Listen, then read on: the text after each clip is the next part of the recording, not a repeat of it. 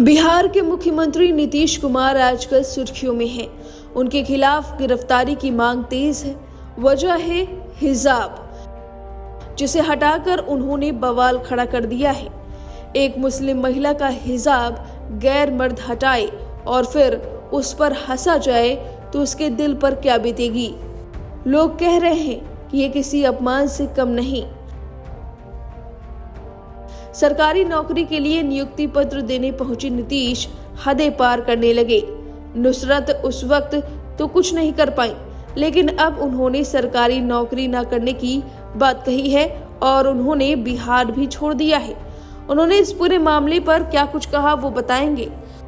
उससे पहले सीएम नीतीश की इस हरकत पर लगातार एक्शन जारी है। देश भर में अलग अलग 3 इलाकों में सीएम नीतीश पर एफआईआर दर्ज कर ली गई है। अब लोगों के मन में एक सवाल खड़े हो रहे हैं कि क्या कोई सीएम रहते गिरफ्तार हो सकता है।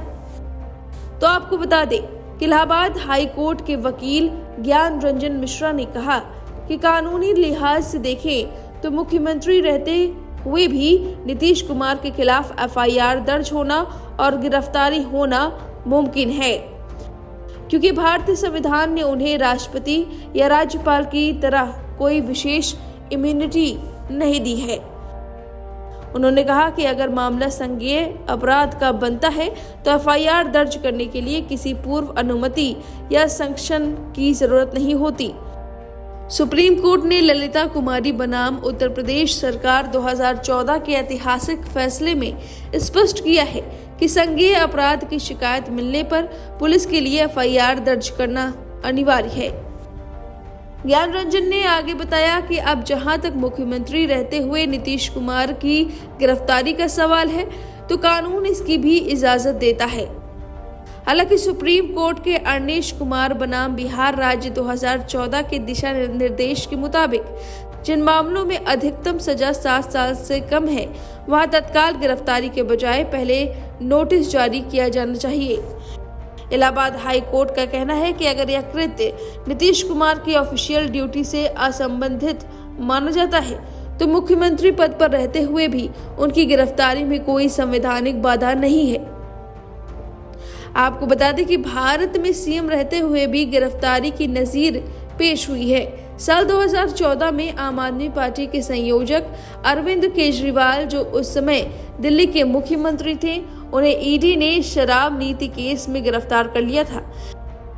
गिरफ्तारी के कई दिनों बाद अरविंद केजरीवाल ने अपने पद से इस्तीफा दे दिया था।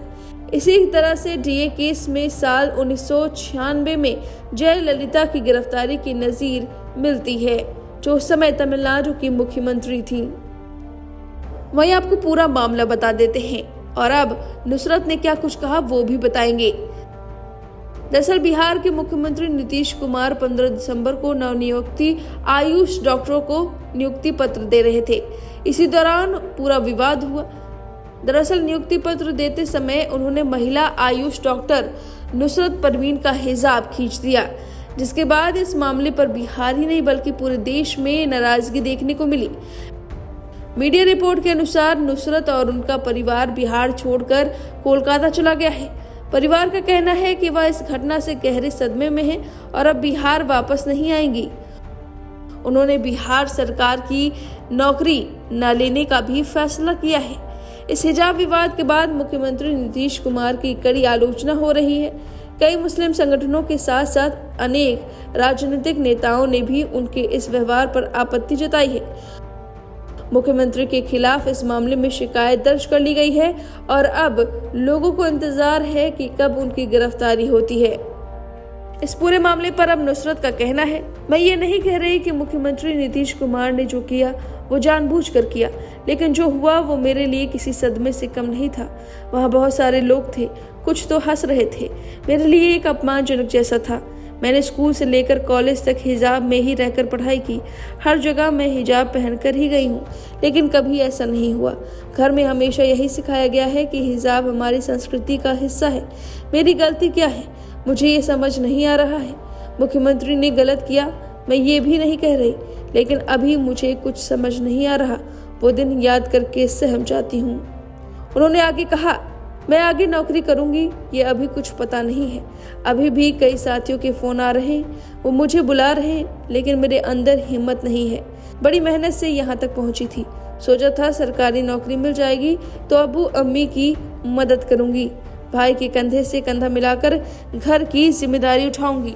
मेरा परिवार मेरे साथ खड़ा है, मेरे लिए यही बहुत बड़ी बात है। आगे मैं क्या करूंगी कुछ कहा नहीं जा सकता। हाँ, लेकिन 15 दिसंबर को जो हुआ ठीक नहीं हुआ। अब इस पूरे मामले पर आपकी जो भी राय है हमें कमेंट करके जरूर बताएं।